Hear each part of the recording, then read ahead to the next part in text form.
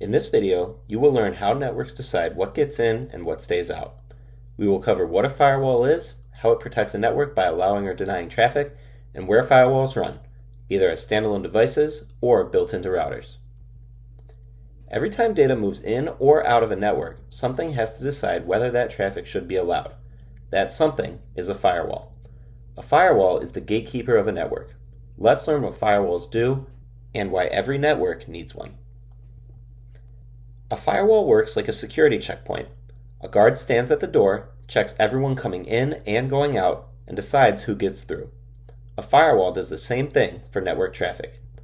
It monitors all network traffic, every packet that enters or leaves. It decides whether to allow or deny each packet. Those decisions are based on a set of rules. Nothing gets to skip the checkpoint. A firewall comes down to two core actions. Allow, approved traffic passes through to its destination.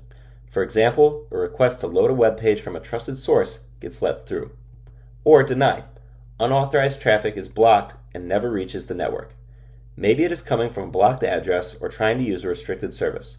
The firewall drops it. Every single packet gets this treatment. The firewall does not skip anything. Let's walk through what happens step by step when a packet of data arrives at a network with a firewall. An incoming packet arrives. This could be anything. A request to load a web page, an email being delivered, or even something malicious trying to sneak in. At this point, the packet has not entered the network yet. It is waiting at the door. The packet is inspected by the firewall, which checks its rules. It looks at information like where the packet is coming from, where it is going, and what port or service it is trying to use, and compares all of that against its list of rules. After the firewall finishes checking, one of two things happens. If the packet matches an allow rule, it is allowed through. But if the packet matches a deny rule, or does not match any allow rule at all, it is denied. The packet is dropped and never enters the network. This whole process happens automatically for every single packet, every single time. The firewall never takes a break. Now that we know what a firewall does, let's look at where firewalls actually run. Where do firewalls live? Let's look at how firewalls are deployed on a network. A firewall is a program. It needs hardware to run on. It is not a physical barrier. It is software, like any other program. It runs on a computing device connected to the network. That device might be a rack-mounted box in a server room. Its job is to inspect every packet that passes through. Nothing gets by without being checked. Now let's look at the two most common setups. The first option is a standalone appliance, a dedicated device that only runs firewall software. It sits between the network and the internet, so all traffic has to flow through it. Schools, hospitals, and larger organizations use these because they handle a lot of traffic and need focused protection. The second option is router integrated, firewall software built into the router. Two jobs, one device.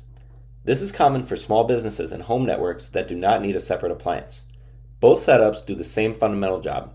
The difference is whether the firewall gets its own dedicated hardware or shares a device with the router. Let's do a quick check. A small nonprofit has a single router connecting its office to the internet. Where is its firewall most likely running? Take a moment to think about your answer.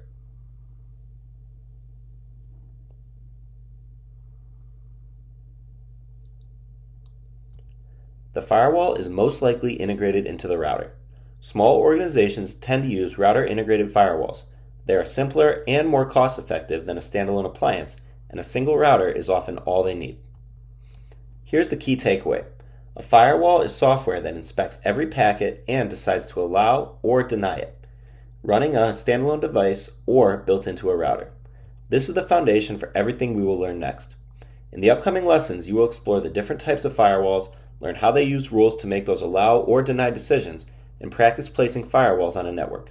It all starts here, with understanding that a firewall is the gatekeeper of the network. Now it's your turn to put what you learned into practice.